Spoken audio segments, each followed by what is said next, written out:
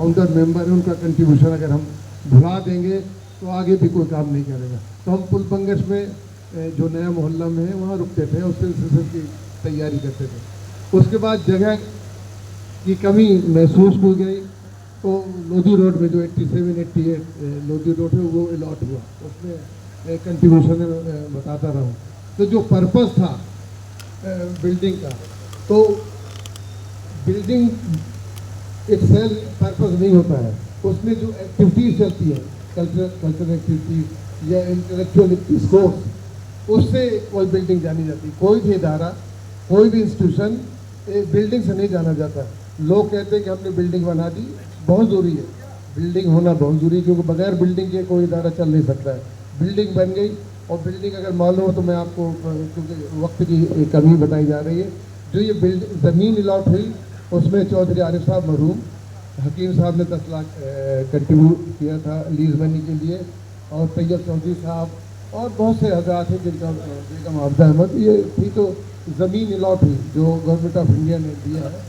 जैसे कमर भाई अर्ज कर रहे थे, उन्होंने बताया कि ये मुसलमानों का इदारा नहीं है, गलत आप लोगों को कुछ बुरा लगेगी, तो बिल्कुल सेकुलर इदारा है और सभी लोग मेंबर हैं। ये जो लैंड है गवर्नमेंट ऑफ इंडिया ने दी है और इसमें सभी लोग मेंबर हैं। मैं बता दूं इसमें करीब 20 से 22% अपने नॉन मुस्लिम भाई भी मेंबर हैं और हमें खुशी है। देखिए मेरी तो पूरे हिंदुस्तान में पोस्टिंग हुई, किसी भी कलम में या इदारे में इतनी % माइनॉरिटीज़ को नहीं लिए जाते, लेकिन हम लोग जानबूझ करके हमने दिया है कि ये एक सेक्टर हो और जो यहाँ की एक गंगा जमनी तहजीब है उसको हम रिप्रेजेंट करें, और तो उस तरफ हम गामजन हैं। तो मैं दोबारा से रिपीट करता हूँ, कोई भी इदारा बिल्डिंग से नहीं जाना जाता, वहाँ जो एक्टिविटीज़ चलती हैं, जो कल्चरल डिस्कोर्स होते हैं, उससे जाना जाता है। अब जो हमारा मेन पर्पस था, सिविल सर्विसेज था, उससे हम भटक गए और जो क्रिटिसिज्म होता है कि ये शादी घर बन के रह गया, तो बहुत हद तक ये सही है, लेकिन शादियाँ होना भी ज़रूरी है, क्योंकि माइनॉरिटीज़ के पास पैसा नहीं है, 5 स्टार बड़ा महंगा होता है। तो एक काम ये हो सकता है, लेकिन जो मेन मकसद था उससे हम भटक गए। हम वादा करते हैं कि जो मेन मकसद था, क्योंकि सिविल सर्विसेज के तो बहुत कोचिंग इंस्टीट्यूट चल रहे हैं, तो हम जो स्टाफ सिलेक्शन कमीशन है या सुबार्डिनेट सर्विस कमीशन है उसके भी तरफ हम लोग काम करेंगे इंशाल्लाह। अब बहुत से लोग कहते हैं कि भाई आप लोग इलेक्शन क्यों लड़ रहे हैं, देखिए इसमें पेन है और तकलीफ भी होती है। तो हम लोगों ने सोचा पूरी टीम ने कि आए हम लोगों को इलेक्शन में आना चाहिए, नहीं आना चाहिए, हर आदमी पूछता है। लेकिन हमने कहा कि अगर हम लोग इस जिम्मेदारी से भागते हैं तो जो लोग आएंगे वो भी अच्छे होंगे, लेकिन जो हमारे पास एक्सपीरियंस है और जो कंटिन्यूटी हम लोग बरकरार रख सकते हैं, इस वजह से हम just to maintain continuity and stability and experience हम लोग आए। अगर आप लोग हमें मौका देंगे तो हम लोग इंशाल्लाह, हम लोग अच्छे स्पीकर नहीं हैं, लेकिन हम लोग काम करने वाले हैं, क्योंकि सरकारी मुलाजमत में हम लोग ज़्यादातर लग रहे हैं, तो हमारा इंशाल्लाह काम बोलेगा। क्योंकि यहाँ बहुत से ग्रुप हैं जिनको एज ए स्पीकर, मैं तवज्जो चाहूँगा, एज ए स्पीकर लोगों को अलीगढ़ से बुलाया जाता है और बाहर से बुलाया जाता है, वो बड़ी जोशीली तकरीरें करते हैं। जोशीली तकरीरों की ज़रूरत नहीं है, होशमंद डिसीजन की ज़रूरत है, क्योंकि जिस दौर से, जिस माहौल से मुल्क गुजर रहा है या दुनिया गुजर रही है, तो एक हमें सूझबूझ वाली टीम चाहिए जो गवर्नमेंट से लाइजनिंग करे, गवर्नमेंट से मिल करके माइनॉरिटी कमेटी और गवर्नमेंट का ब्रिज का काम करे, जो दूरियां हैं, जो गलत फहमियाँ फैलाई जा रही हैं उसे दूर करें। और हम लोग, मेरे ख्याल में 90% लोग हम लोग भारत सरकार में या स्टेट गवर्नमेंट में रहे, हमें जंत्र तंत्र का पूरा मालूम है कि किस तरह से किससे काम कराना है, किससे मिलना है, ये हमें आइडिया है। तो अगर हम लोगों को खिदमत का मौका दिया जाएगा, इंशाल्लाह हम लोग पूरी कोशिश करेंगे। कामयाबी नाकामयाबी तो अल्लाह के हाथ में है और आपकी दुआओं पर मुनहसर है। तो अगर हमें मौका दिया जाएगा तो हम लोग इंशाल्लाह आप लोगों को लेट डाउन नहीं करेंगे। अब बहुत से मेंबर ये होता है कि भाई फ्यूचर प्लान क्या है, ये हकीकत है कि एम्स एंड ऑब्जेक्ट्स में काम नहीं हुआ है, कभी किसी ने सोचा नहीं है। हम भी जुड़े रहे, लोग हमसे पूछते हैं साहब कि 20 साल का हिसाब देना पड़ेगा, 20 साल। तो मैं कहता हूँ कि भाई 20 साल का हिसाब नहीं, हम तो 45 साल का हिसाब देंगे। हम उस वक्त से जुड़े हुए हैं जब सेंटर वजूद में नहीं था, जब सोचा गया कि कोई ज़मीन होनी चाहिए, तब से मैं जुड़ा हूँ। लेकिन हमें खुशी होती है। मैं 2004 में इलेक्शन नहीं लड़ा था और इस वजह से मैंने कह के मना कर दिया था कि मेरी पोस्टिंग कमिश्नर अजमेर हो गई थी, तो मैं वहाँ जा रहा था। मैंने कहा मैं वक्त नहीं दे पाऊँगा, तो मैंने मना कर दिया था। लेकिन हम हर टीम में शामिल रहे जो हमसे बन पड़ा। और इल्ज़ाम हम लोगों के ऊपर आता है कि 6 DOT या, तो वहाँ पे 17 मेंबर होते हैं और जो एक्स प्रेसिडेंट थे उन्होंने, अगर आप सब मेंबर हैं माशाल्लाह, आपको आइडिया है कि उनके बगैर एडवोकेटिव हो गया था, अथॉरिटेटिव, हमें नहीं कहना चाहिए, लेकिन जो डेमोक्रेटिक प्रोसेस था उसका गला घोट दिया गया था। तो लोग कहते भाई आप लोगों ने आवाज़ क्यों नहीं उठाई, रिजाइन क्यों नहीं किया। तो देखिए हम लोग उनका इंतज़ार करते रहे कि शायद हालात सुधर जाएंगे। तो फर्स्ट और सेकंड टर्म में तो ठीक रहा, थर्ड टर्म में उन्होंने कहा कि ये मेरा आखिरी चांस है, PO भाई आखिरी चांस दे दिया जाए। फिर उन्होंने कहा कि भाई चौथा चांस दे दिया जाए, ये मेरा जुनून है कि मैं इस बिल्डिंग को बना दूँ। चौथा चांस भी दे दिया गया। फिर सब ने सोचा भाई कि चौथे चांस के बाद इनकी 75 साल उम्र पूरी हो रही है तो अपना रिटायर हो जाएंगे, और यही उन्होंने इम्प्रेशन दिया। लेकिन जब 75 साल के करीब पहुँचे उन्होंने कहा ना मैं तो अमेंडमेंट करूँगा।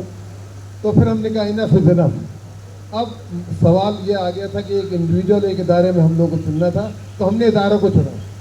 अगर हम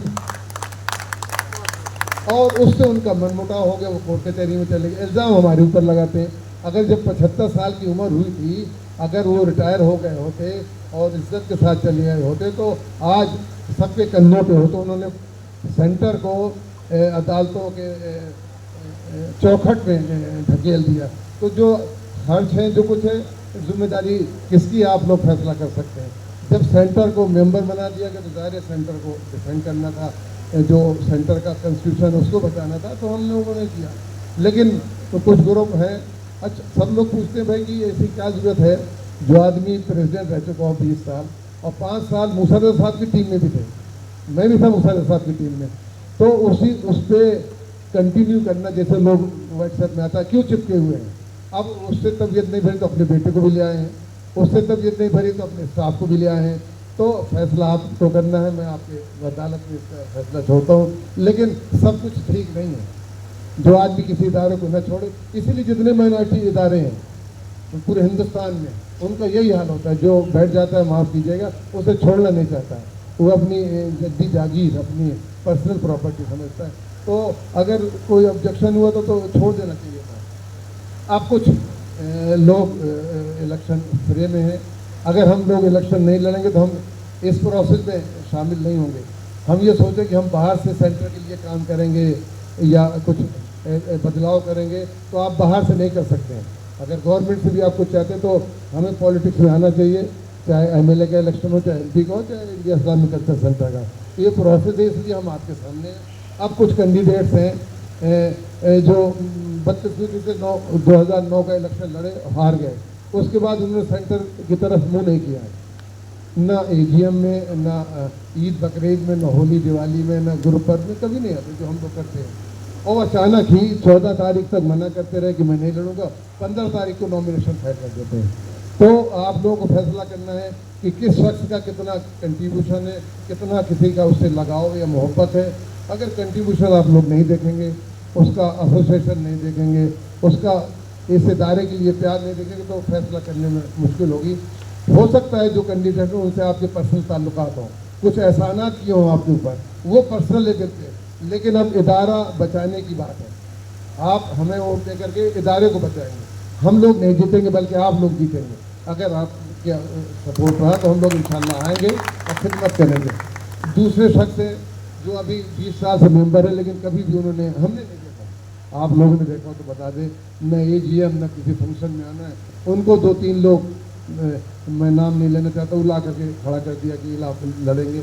तो ये कोई मजाक की जगह नहीं है, बड़ा सीरियस बिजनेस है। अगर आप वाकई काम करना चाहते हैं तो सेंटर माइनॉरिटीज़ की खासतौर से मुस्लिम माइनॉरिटी बहुत ही दबी कुचली है, उसकी आवाज़ बन सकती है और इसकी आवाज़ गवर्नमेंट ऑफ इंडिया तक और दूसरे जो अथॉरिटीज़ हैं वहाँ तक पहुँचा सकती है।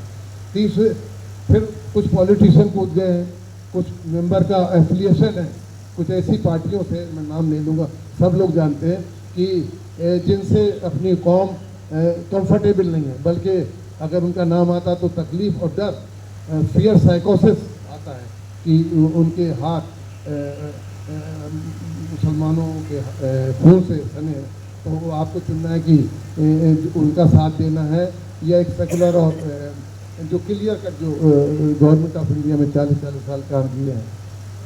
अगर आपने पॉलिटिशियंस को लिया तो अगर आप कॉन्स्टिट्यूशन पढ़ेंगे एमओ में, उसने कहा कि IICC का जो मेमोरेंडम कहता है this will be A political institution, means it will be a non political institution. तो एक साहब बहुत बड़े वकील हैं, नाम नहीं लूँगा, उन्हें मेरे ख्याल में बहुत जल्दी समझ में आएगा कि अगर ये नॉन पॉलिटिकल है तो उन्हें यहाँ नहीं आना चाहिए। एक इंटरव्यू में कह रहे थे कि साहब जो हम इंडिया इस्लामिक कल्चर सेंटर में है ये भी सियासत है, ये सियासत नहीं, ये खिदमत है, लेकिन एक प्रोसेस है, इस्लाम में भी जमहूरियत है, इस वजह से जो खलीफा भी हुआ वो भी उनका इलेक्शन हुआ था, तो इसमें तो हमें हिस्सा लेना चाहिए। अगर पॉलिटिशियन के हाथ में चला गया, किसी भी पॉलिटिशियन, गवर्नमेंट जो ऑफिसर होता है वो सभी पार्टियों के साथ होता है, किसी के साथ नहीं होता है, तो हम लोग कमिटेड ब्यूरोक्रेसी नहीं है, तो वो ऐसा एप्रीहेंशन है लोगों का जिससे मैं इत्तेफाक करता हूँ कि ये पॉलिटिक्स का अड्डा बन जाएगा, उनका ब्रांच ऑफिस बन जाएगा। फैसला आप लोगों को करना है कि पॉलिटिशियन को चुनना है या नहीं है। बात तो बहुत है जो हम कहते रहते हैं अब, लेकिन हम उसी जो एजेंडा पे आते हैं। हम लोगों ने ये नहीं कहा कि हम आसमान के तारे तोड़ लाएंगे, हमने जो प्रैक्टिकल चीज़ें हैं जो हम लोग कर सकते हैं, क्योंकि हर चीज़ को पूरा करने के लिए रिसोर्सेज की, पैसे की ज़रूरत होती है, तो जो हमारे लिमिटेशन है उसी के लिहाज से जो डूएबल है वो हम लोगों ने रखे। इंशाअल्लाह अगर मौका आप लोग देंगे तो हम इनको कोशिश करेंगे पूरा करें, और आपकी दुआएं और अल्लाह का अगर करम रहेगा तो इंशाअल्लाह हम काम करेंगे। हम मेंबर्स के लिए बता दिए, जो मेंबर्स के लिए सबसे पहले काम करेंगे, उनकी फैसिलिटी नहीं है, क्योंकि मेंबर पूछते हैं कि भाई हम 1,50,000 खर्च करते हैं, हमारे लिए क्या है, तो हम लोगों को शर्मिंदगी होती है। मेंबर अगर कोई इंडिया इस्लामिक कल्चर का हो, वो सेंटर के गेट में पहुँचो, से ये महसूस होना चाहिए कि मैं इंडिया इस्लामिक कल्चर सेंटर का मेंबर हूँ, उनको हम जितनी भी फैसिलिटी हो सकती है वो इंशाल्लाह देंगे। बात करने को तो बहुत है, लेकिन वक्त की पाबंदी है, और मैसेज आ गया कि भाई 10 बजे के बाद शायद यहाँ पर रिस्ट्रिक्शन है। मैं आप लोगों से दरख्वास्त करूँगा, क्योंकि हमने बड़ी टीम अपने साथियों को बड़े सोच समझ के चुना है कि जो प्रैक्टिकल है, हम लोग हवा में बात नहीं करेंगे। इन अल्फाज के साथ मैं सभी हज़रात का बहुत बहुत शुक्रिया अदा करता हूँ। लेडीज़ का जो हमारे बाएं तरफ बैठी उनका भी बहुत बहुत शुक्रिया अदा करता हूँ, और जो हज़रात खड़े हैं उनसे मैं माफ़ी